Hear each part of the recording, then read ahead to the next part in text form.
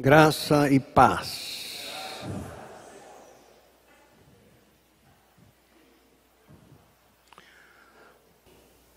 Depois que Jesus mostrou para eles, no mesmo capítulo 8, verso 34, que aqueles que estão no pecado são escravos do pecado. Não é que eles têm domínio sobre o pecado. Não, nós não temos domínio sobre o pecado. Não, somos escravos do pecado. Daí o querer fazer a vontade do diabo, que é o pecador, o mentiroso, que transmitiu para o casal este mal que atingiu toda a humanidade. Então Jesus estava trazendo uma oportunidade para eles ali. Respondeu-lhes Jesus: em verdade vos digo, que todo aquele que comete pecado é servo do pecado. Todo aquele. Então, todo que comete o pecado é escravo do pecado? É, todos. Mas ainda bem que é só quem comete o pecado, né? Não, mas todos pecaram. Acabamos de ouvir o texto de Romanos 5,12, que todos pecaram. Então todos são escravos do pecado, todos. E Deus não pode resolver esse problema? Claro, Ele enviou Jesus para isso. Ele enviou Jesus para libertar. Mas antes de Jesus veio as religiões. Antes de Cristo nascer aqui neste mundo, veio as religiões, trazendo soluções para os pecadores. Não, aqui você confessa, não, porque vai... Não. Não foi Deus que falou isso. Aí quando Jesus falou no verso 36 desse mesmo capítulo 8, do Evangelho segundo João, o que é que ele falou ali? Que qualquer um podia libertá-los desse pecado? Não. Se, pois, o Filho vos libertar, verdadeiramente sereis livres. Então ele está mostrando aí que todos são servos do pecado, escravo do pecado, mas que tem a solução ali. Ele, só ele, podia resolver o problema, libertar aquelas pessoas. E todo aquele que nasce neste mundo precisa deste remédio que Jesus Cristo está oferecendo. Eu posso. Se eu vos libertar, verdadeiramente vocês serão livres. Ou seja, não vai atrás de religião, não vai atrás de outras coisas, porque não tem. Não tem nada que vai libertá-los deste pecado. Você está amarrado a este pecado. E o que acontece como salário deste pecado se eu não for libertado? Romanos capítulo 6, versos 23. A Bíblia Sagrada está registrando aí o que acontece com essas pessoas que não ficarem livres deste pecado. Porque o salário do pecado é a morte, mas o dom gratuito de Deus é a vida eterna, por Cristo Jesus, nosso Senhor. Então ele deixou aí, ele não falou que a vida eterna é por religião, é por fazer, é por deixar de fazer. Não, ele explicou, olha, como recompensa, ou seja, como salário, vocês vão receber o quê? Ficar separado de Deus eternamente. A morte é essa, separado. Vocês nasceram separados, vivem separados de Deus e vai receber como salário do pecado a separação eterna. Mas Jesus não falou que Ele liberta verdadeiramente? Falou. Mas como é que Ele liberta? Da mesma maneira que as religiões ensinam? Não. Jesus sabe que o problema do pecado é a natureza. Não é a prática que a pessoa tem que leva ela a ser pecadora. Não. A pessoa não é pecadora porque peca. Ela peca porque é pecadora, já tem a natureza de pecadora. Natureza de víbora. Jesus foi além, mostrando que é natureza de víbora. Como João Batista também falou que é natureza de víbora. Por que natureza de víbora? Porque o diabo usou uma víbora lá no Jardim do Éden para falar com Eva. Ele não falou como um homem feio, não, ele usou uma víbora, ele podia fazer muito bem. Então, a víbora que ele usou é a responsável pela natureza da pessoa agora. Ela nasce com essa natureza de víbora. Então ela não é pecadora porque nasceu inocente, que nem os gnósticos pregam por aí afora. Não tem nada a ver. Não é a prática da pessoa que a torna pecadora. Não. Ela comete o pecado porque ela é pecadora de nascença. Nasceu com a natureza pecaminosa. Então a pessoa não precisa ficar livre do pecado só. Ela precisa ficar livre da natureza pecaminosa. Se desse certo confessar pecados, né, eu conheço gente que me mostrou uma lista de confissão. Uma lista de uns 2, 3 metros, como a capivara que vão lá na delegacia, né? Cada fim de semana tem que confessar os pecados da semana inteira. E aquilo é uma lista. Se fosse solução para o problema, então Jesus não seria o único, como ele diz, se eu vos libertar, verdadeiramente sereis livres. Ele indicaria outro processo, mas ele deixou claro, só eu. Por quê? Porque ele ia tratar da raiz. Ele ia tratar da natureza, da onde procede o pecado, daquela fábrica. Mas para a pessoa ficar livre desta fábrica, chamada natureza pecaminosa, ela precisa morrer no corpo de Cristo na cruz. É só pela morte no corpo de Cristo, não é a morte física.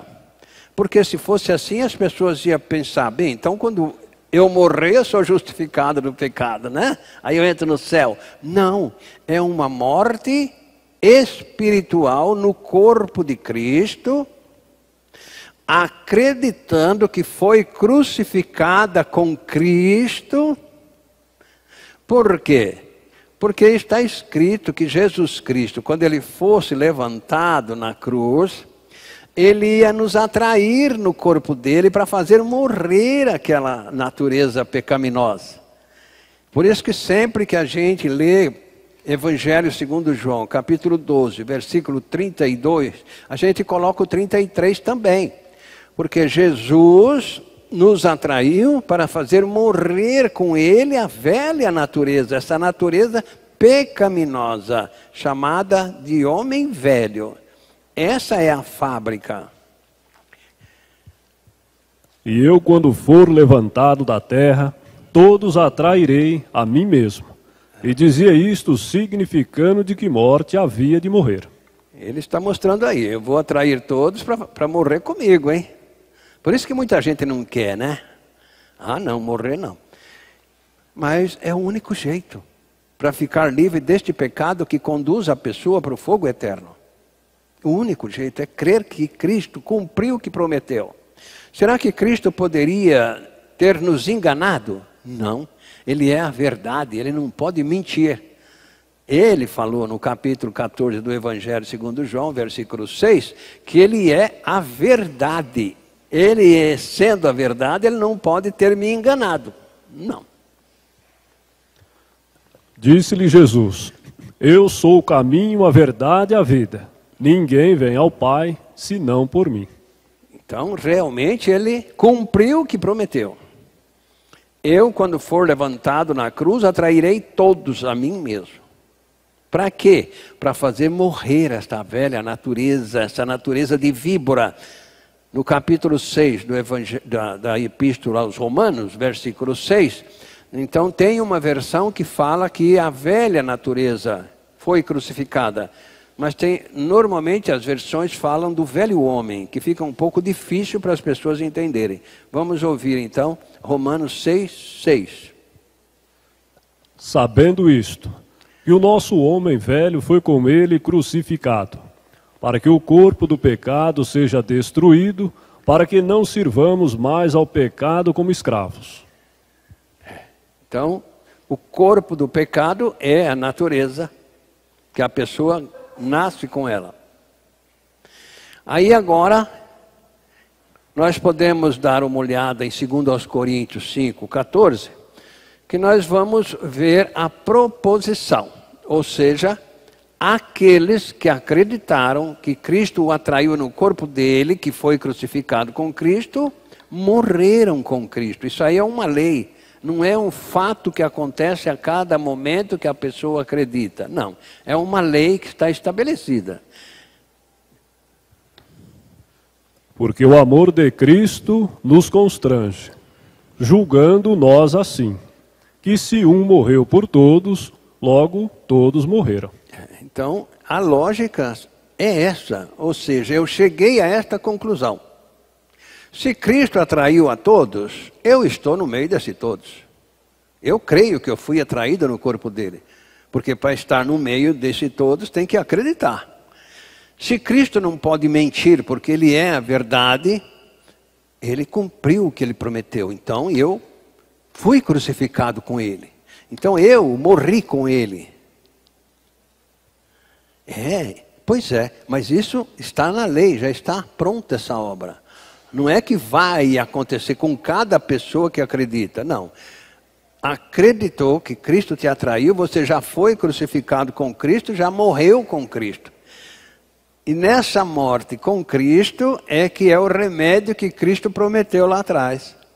Na morte com Cristo é que é o remédio, quando ele diz, eu sou o único que pode libertar verdadeiramente. Porque ele não ia libertar-nos do pecado, ele ia nos libertar da natureza pecaminosa, que pratica, comete o pecado, vem da natureza. Não é da boca para fora, não, é de dentro do coração. Então, veja bem que quando a pessoa acreditou que foi atraída no corpo de Cristo, crucificada com ele, morta com ele, ela está justificada do pecado. Romanos 6:7. Então aí cumpriu-se aquilo que Jesus falou na vida daqueles que acreditam que foram incluídos no corpo de Cristo na cruz. Porque aquele que está morto está justificado do pecado. Então, esse está justificado do pecado. E agora, fica morto? Jesus ficou morto? Não. Deus ressuscitou Jesus dos mortos com o poder dele. E aqueles que morreram com Cristo, o que aconteceu com eles? Efésios 2:6. Esses foram ressuscitados junto com Cristo. E nos ressuscitou juntamente com ele, e nos fez assentar nos lugares celestiais em Cristo Jesus. Então, junto com ele nós fomos ressuscitados, pelo poder de Deus. E aí agora, esse é o processo divino de gerar a pessoa para a família dele. O processo é esse, ele não vai gerar uma velha criatura para entrar no céu porque ela confessou o pecado, não. Ele vai gerar aqueles que agora morreram com Cristo. Na ressurreição junto com Cristo, a pessoa já está na família de Deus, porque foi Deus que fez esta obra. Cristo não se ressuscitou sozinho, ninguém pode se ressuscitar. Não tem jeito, alguém tem que ressuscitá-lo. Então, Deus que ressuscitou Jesus, nos ressuscitou juntamente com ele. O apóstolo Paulo, quando ele estava tratando deste assunto com a igreja de Colossos, ele falou lá no capítulo 2 de Colossenses, versículo 12, 13 e 14. Então, ele deixou claro ali que foi o poder de Deus que ressuscitou Jesus, não foi Jesus que se ressuscitou. E que aqueles que estão em Cristo Jesus foram ressuscitados junto com Cristo pelo poder de Deus. Sepultados com ele no batismo, nele também fostes ressuscitado pela fé no poder de Deus, que o ressuscitou dos mortos. E quando vós estáveis mortos no pecado e na incircuncisão da vossa carne, vos vivificou juntamente com ele, perdoando-vos todas as ofensas, havendo riscado a cédula que era contra nós nas suas ordenanças, a qual de alguma maneira nos era contrária, e a tirou do meio de nós, cravando-a na cruz. Então, graças a Deus que o poder de Deus que ressuscitou Jesus dos mortos foi o poder que nos ressuscitou juntamente com ele. Por isso agora então Deus nos deu o Espírito Santo para nos guiar nos caminhos dele. Só tem o Espírito Santo aqueles que foram gerados por Deus em Cristo Jesus, que participaram da atração, crucificação, morte, sepultura e ressurreição com Cristo. Esses têm o Espírito Santo. Fora disso é balela. Fora disso é igual a onda de que todos são filhos de Deus. Quando a Bíblia Sagrada não dá este apoio. Mas os homens arrumam uma religião que diz que todos são filhos de Deus. Eu também sou filho de Deus. Não, a Bíblia não dá esse apoio. Para ser filho de Deus tem que ser gerado por Deus. Não tem outra maneira de ser filho de Deus sem ser gerado por Deus. Não é por pertencer a uma igreja, a uma religião, praticar obras beneficentes e etc., que a pessoa se torna filha de Deus. Não, ela tem que ser gerada por Deus. Então, esses que foram gerados por Deus é que têm o Espírito Santo. Quando o apóstolo Paulo deixou claro lá para as igrejas da Galácia, no capítulo 4, da Epístola aos Gálatas, no versículo 6 e o 7, ele deixou claro ali que Deus só dá o Espírito Santo para aqueles que nasceram dele, que ele gerou. E porque sois filhos, Deus enviou aos nossos corações o Espírito de seu Filho que clama, Abba, Pai. Assim que já não és mais servo, mas filho. E se és filho, és também herdeiro de Deus por Cristo. Que privilégio! Eu fico pensando nesta obra divina em favor de uma pessoa que não merece nada, não merecia nada. E Deus, com seu infinito amor. Este texto, junto com Romanos 5:8, me leva a pensar como que Deus podia fazer isso por mim. Por quê? Eu fico pensando, por que Deus me comprou com um preço tão elevado? Mas Deus prova o seu amor para conosco, em que Cristo morreu por nós, sendo nós ainda pecadores. Então, não foi pelas minhas qualidades? Não tinha nenhuma. Eu tinha a natureza de víbora. E Jesus veio autorizado por Deus para me salvar. Pois é, ele me atraiu no corpo dele. Do jeito que eu era, do jeito que eu era. Isso é privilégio? É. Privilégio de quem? Eu não tinha nenhuma. Privilégio daqueles que são humildes. Daqueles que concordam que estão indo para o inferno, daqueles que não têm essa mania de falar, eu também sou filho de Deus, daqueles que não têm essa mania de falar, nós precisamos fazer por merecer a vida eterna. Não é, esses não vão ter nunca. Isso é uma soberba. É necessário ser humilde para o Senhor Jesus abrir a nossa mente. É Ele. Nós ouvimos a leitura do início aqui no capítulo 5 do primeira epístola de João, no versos 20. Nós vimos ali que é Jesus que dá esta abertura de mente. E nós vimos também que aqueles dois discípulos de Jesus, no caminho de Emaús, eles precisaram a interferência de Jesus para eles saberem que ali estava o Cristo. 1 João 5:20. Vamos ouvir essa leitura de novo. E sabemos que já o Filho de Deus é vindo, e nos deu entendimento para conhecermos o que é verdadeiro. E no que é verdadeiro estamos, isto é, em seu Filho Jesus Cristo. Este é o verdadeiro Deus e a vida eterna. Então nós vimos aí que foi Jesus.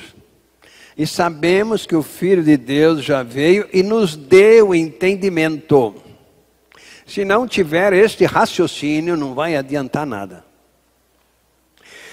É preciso ser humilde. Deus vai dar o entendimento para os humildes, aqueles que querem realmente ser salvos, aqueles que reconhecem que estão perdidos e querem ser salvos da condenação eterna, que clamam a Deus. Esses vão receber, então, a fé que Deus dá para crer que Cristo o atraiu no corpo dele lá na cruz. Então veja bem que o preço que Jesus pagou foi ele mesmo, ele não deu dinheiro. No capítulo 2 de 1 Timóteo, versículo 4, 5 e 6, ali nós vemos que o preço não foi uma oferta, como eles estão vendendo salvação por aí afora, por oferta. Não, ali não foi uma oferta em dinheiro, não. O qual deseja que todos os homens sejam salvos e venham ao pleno conhecimento da verdade.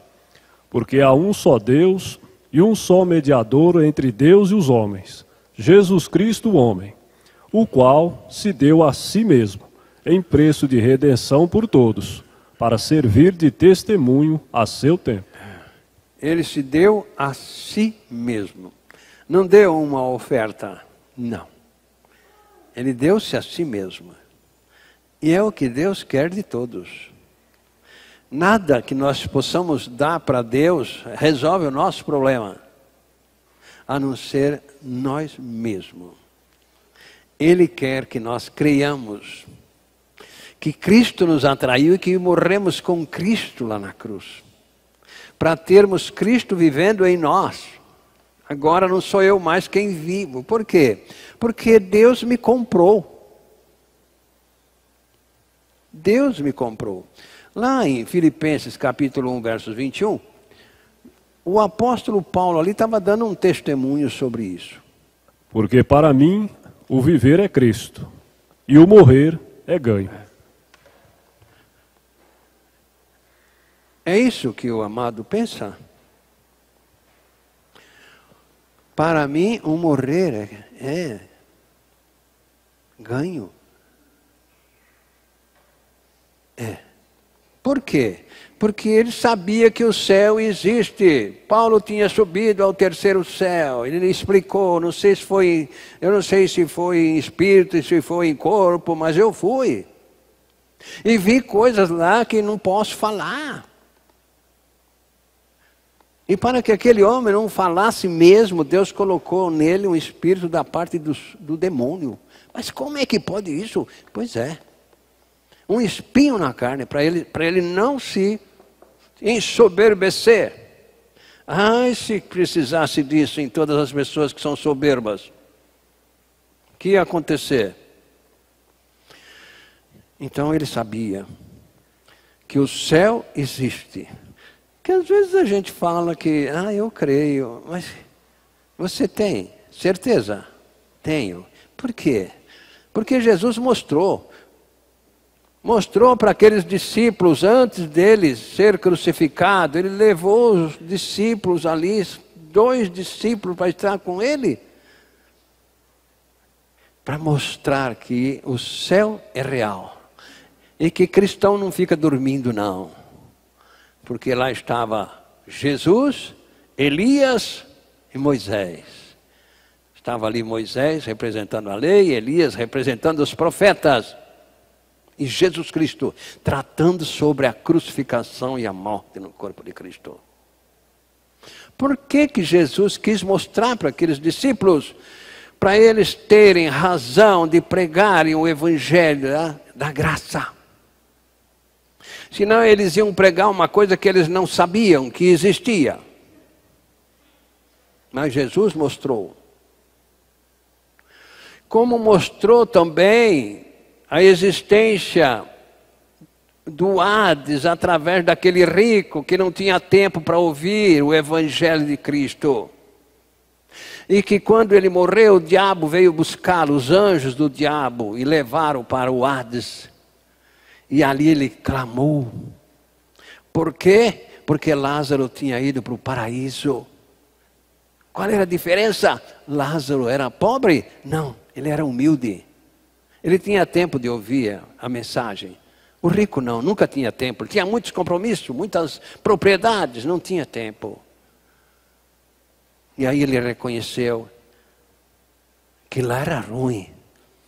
E pediu para que os irmãos dele não fossem lançados lá também. Alguns estudiosos lá na faculdade diziam que eles tinham... Ele tinha medo que os irmãos iam bater nele lá no inferno. Não, ele reconheceu que os irmãos não deviam ir para lá, porque ele liderava os irmãos, ele era o chefe da família. E agora ele estava em tormento, nas chamas,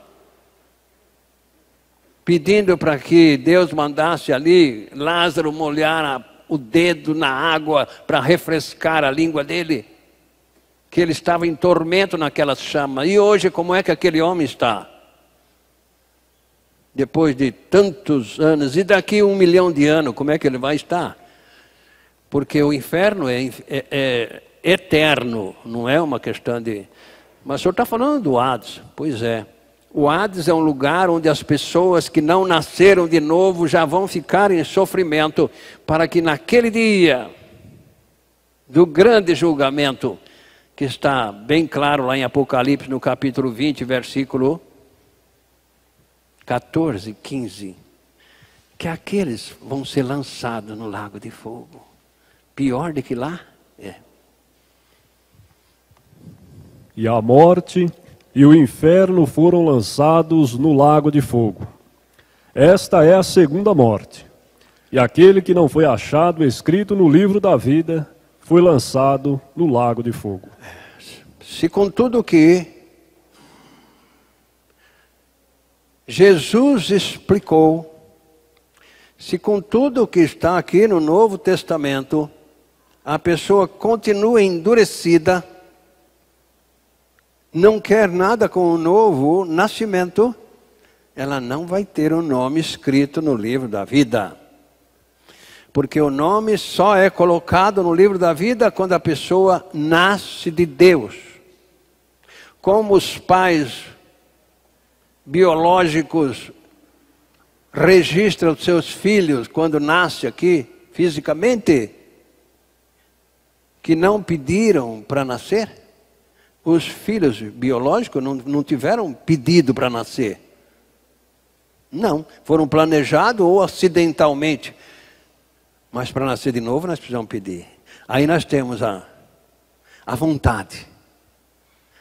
Nascer de novo precisa querer. Para nascer fisicamente não precisa querer. Quantas pessoas se arrependem de ter nascido, mas não tem jeito. Porque não foram elas que pediram. Eu já vi menino falar isso para os pais. Me aguente, porque eu não pedi para nascer. Agora, novo nascimento não. Aí precisa querer. Precisa clamar a Deus. Tem misericórdia de mim. Me dá fé para mim crer que Cristo me atraiu no corpo dele. Para o Senhor me gerar para a sua família. Eu não quero ir para o inferno. Aqueles que acreditam. Então, está aí os dois lugares. Um lugar onde o rico, não é porque ele era rico, é porque ele não tinha tempo de ouvir a mensagem. Ele confiava na riqueza dele. Não é que ele... Não, a riqueza não leva ninguém para o inferno. Como a pobreza não leva ninguém para o céu. Não. Leva para o inferno os incrédulos. E leva para o céu aqueles que nascem de novo. Não é por riqueza nem por pobreza. Mas aquele homem não tinha tempo de ouvir a mensagem. Lázaro sentava e ficava ouvindo. Então nós ficamos aqui pensando, puxa vida, acaso não sabeis que o vosso corpo é santuário do Espírito Santo que está em vós? E não dá importância para aquele que tem como o dono. Eu fico pensando, se a pessoa acreditasse nisso aqui, ela ia agora cuidar do santuário. Ia cuidar do santuário. Agora eu pertenço a Deus. O Espírito Santo de Deus habita em mim. Eu preciso cuidar desse santuário. No capítulo 3 de 1 Coríntios, verso 16, deixa essa verdade aqui agora. Somos quem? Quem nasceu de novo. Ganhou agora o Espírito Santo, o Espírito de Deus. Para habitar, não é para passear só aqui na igreja, não. Esse negócio de falar eu sou, não resolve. Tem que falar eu não sou. Não sabeis vós que sois templo de Deus e que o Espírito de Deus habita em vós? Então vamos cuidar, não é? Vamos cuidar dele. Eu tenho muita paixão por astrologia, eu gosto de ver. Então foi descoberto agora um novo planeta, eu fico pensando, meu Deus, como é que, né? Quantos tem? Esse que é um pequeno, mas tem lua própria. Eu fico fazendo um quadro na minha mente assim, que Deus maravilhoso. Esse Deus maravilhoso me comprou para ser propriedade dele. Agora eu sou propriedade dele. Filho dele, irmão de Jesus e servo de Jesus. Pela misericórdia de Deus, não é pelos meus méritos, não. Não tenho mérito nenhum que mereça ser filho de Deus, pertencer à família dele e ser propriedade dele por um preço tão elevado. 1 Pedro 1, 18 e 19. Sou propriedade dele, que pagou tão caro por mim. Como é que eu estou tratando agora? Eu estou usando aquilo que é dele ou ele está usando o que é dele? Sabendo que não foi com coisas corruptíveis, como prata e ouro, que fostes resgatados da vossa vã maneira de viver, que por tradição recebestes dos vossos pais, mas com o precioso sangue de Cristo, como de um cordeiro imaculado e incontaminado. Rejeitar ser filho de Deus eu nem sei o que é, o que seria. Incrédulo é pouco. Incrédulo é pouco. Deixar de ter estas bênçãos gloriosas para ir morar com o diabo, só porque é religioso. Porque o pai falou para não largar dessa religião que você nasceu nela. Pensa bem, se compensa acreditar no seu pai, na sua mãe que te ensina para não mudar de religião. Acreditar naquele religioso que te ensina que você confessa pecado e está livre. Acreditar naqueles que falam que a vida eterna está na igreja deles, na religião deles. É fazer Deus de mentiroso, porque ele está falando que ele me comprou. E quando eu leio 1 João capítulo 5, verso 9, 10 e 11, eu fico pensando, todos são mentirosos, falando que a salvação está ali, está acolá, está não sei aonde, quando Deus está falando que ela está em Cristo Jesus, no Filho amado. Se recebemos o testemunho dos homens, o testemunho de Deus é maior. Porque o testemunho de Deus é este: que de seu Filho testificou.